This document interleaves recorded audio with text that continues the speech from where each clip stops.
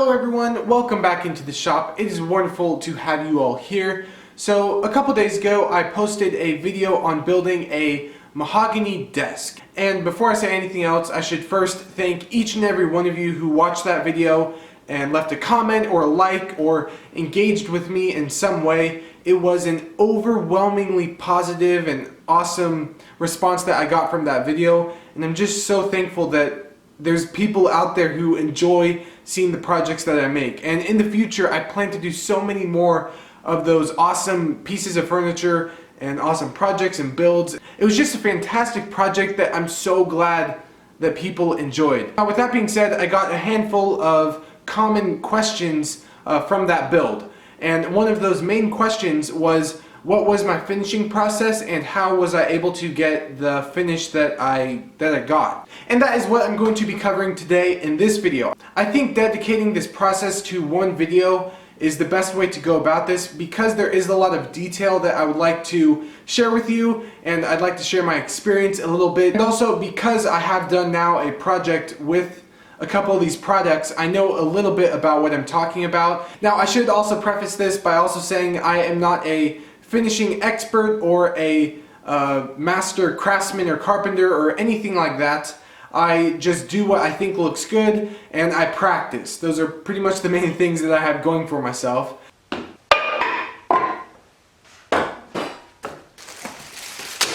So everything you see out here on the workbench right now was used to finish that desk. Now, rather than just explaining the process, I'm going to be inserting a couple clips from building the desk to give more context into each process. What I'd like to do is just kind of talk briefly about each thing and why it's useful. Now, I know that there are going to be some people that disagree with my process or the products that I use or the technique that I use. This project, this desk build, was one of the most complex builds that I've ever done. I wanted to make sure that I had a good, durable finish. It was very involved, and that is why I'm going to be explaining it all today in this video. So all of the components were sanded up to 220 grit. I started off at 80 grit on some parts, and then other parts that just needed a light sanding were done from 120 to 220. So the lowest I go is 80 because anything lower than that just puts really deep scratches in the wood, and it's something that could then show up in the later piece. I use a power sander as well as just hand sanding and going back and forth. This is an offcut from a wide piece, that's why I'm sanding in this direction. I didn't use any drum sanders or large machinery.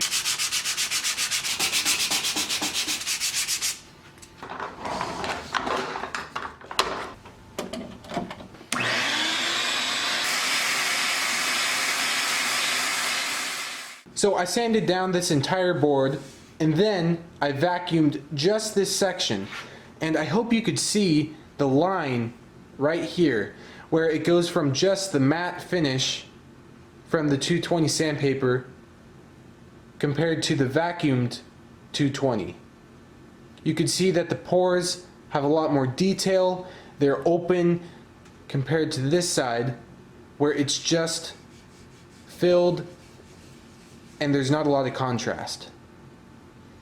I spent 5 days, five days finishing this desk, and I got comments on Instagram and on the video where people were saying, how did you get that rich red brown deep color? And the way that I did that was by using dye stain. Now, I can't take 100% credit for the dye stain portion of the finish. I actually followed along with a video where it described how you could get a certain color using certain mixes of a dye stain. I will actually leave a link to that in the description below. So here are the two colors that I used on this project. I use a General Finishes medium brown dye stain as well as a General Finishes orange dye stain. Now, the thing that really made the color pop on this desk was the ratio that I used between these two, and that's 7 parts of the orange to 4 parts of the medium brown. It is actually similar to the way that they finish green and green furniture, where it has that rich red and brown color to it, and the only way that you could really get that evenly and consistently on a piece of furniture is using dye stain. Now, if you're overwhelmed by mixing dye stains and if you're worried about not getting the right portion and you think the color might be different, In all honesty, the ratio could be a little bit off in either way, and you could still get the same exact finish, or the stain for that matter. I ended up having to mix several batches of that stain, and I was off a little bit on the brown, and then I was off a little bit on the orange. But when everything was all said and done, they looked the exact same. And the way that I was able to get the mixing or the portions correctly was just using these mixing containers. You could get these at the home improvement store. I just got these at Home Depot, and you could just mix a portion of 7 ounces to 4 ounces or some version of that ratio. It's very important that you first raise the grain before you apply the first layer of the dye stain. And the way that I did that was just spraying a little bit of water on the surface, wiping it down, letting it dry, and then sanding it again with the 220 grit. And that way, when you actually apply the dye stain, the wood already was raised and sanded down, so it can't raise again, which means that you're going to be left with a super smooth surface once you start applying the finish. So I'm just going to demonstrate here a little bit with the dye stain because there is a steep learning curve with this, and I think I could maybe prevent some people messing up if they decide to use this. So let's pretend that this was sanded up to 220 grit. I raised the grain by spraying it with the water, and now I'm ready to apply my dye stain. The way that I apply the dye stain and the finish is with foam brushes. These are the best thing that I've found for applying both the dye stain and the finish. I got this pack here at Rockler. I think it was like $5 or $6. In here they give you a bunch of large wide brushes, and these are perfect if you're doing a tabletop or something large with a lot of surface area. So the key thing with dye stains is that it soaks in and stains the wood really quickly. So I'm just going to dip in the brush, get off the excess, and quickly, very quickly, apply the dye stain to the piece. You don't want the dye stain to sit too long at one point, and that will then mean an inconsistent finish. So I left that on. So that is now done. It is completely applied to this piece, and I'm just going to wipe it off. And there you go. The key to this is actually applying 2 coats of the dye stain. I did that on the entire desk because if you only apply 1 layer, you might have some spots that were a little bit inconsistent. But in applying 2 layers, you get a much more consistent finish. So for this next example, I'm actually going to be demonstrating what could go wrong if you apply the dye stain improperly. So what I'm going to do is apply it in one section, and I'm going to leave it to sit longer than another section. So I'm going to wait 10 more seconds for this to dry, and I'm going to wait 20 more seconds for this to dry. You can see that with just 1 layer on a fresh piece of mahogany, leaving it for an extra 10 seconds will mean that it's this much darker than this. That is very important to know when you're doing a large surface, because if you're going along and you're going back and forth, by the time you get to the end of the board, that first section has been sitting. And it's very important that as you go, you stop, you wipe it down, and then you continue to apply, because you don't want that excess dye to be sitting on the surface. So once the dye stain is applied, it's then time to apply the finish.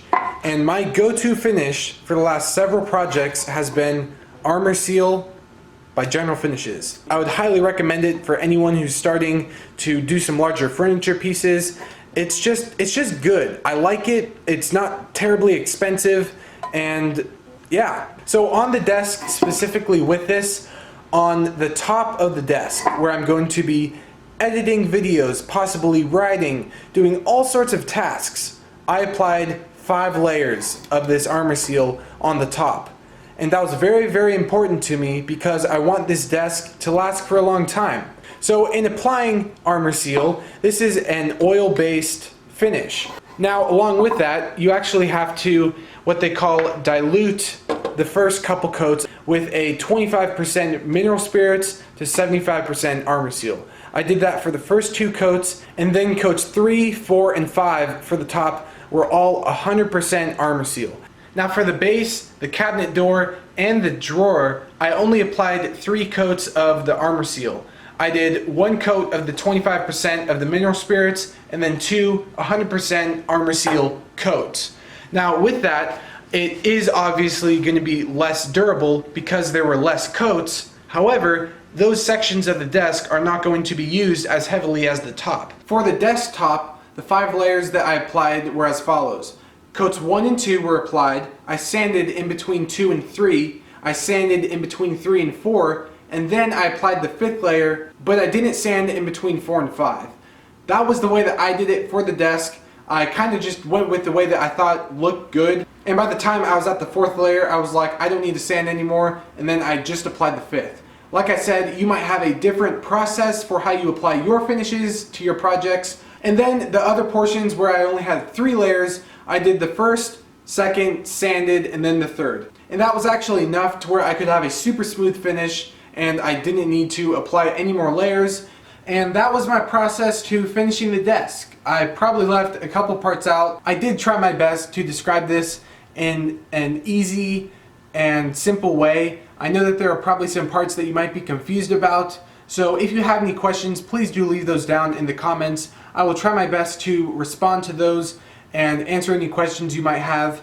Like I said, I will leave the link down in the description to the video that I watched where they mixed the 2 portions of the medium brown and the orange together to get that really deep, rich red brown color. So, and yeah, I really do hope that you guys enjoyed this one, and I will see you guys in the next video.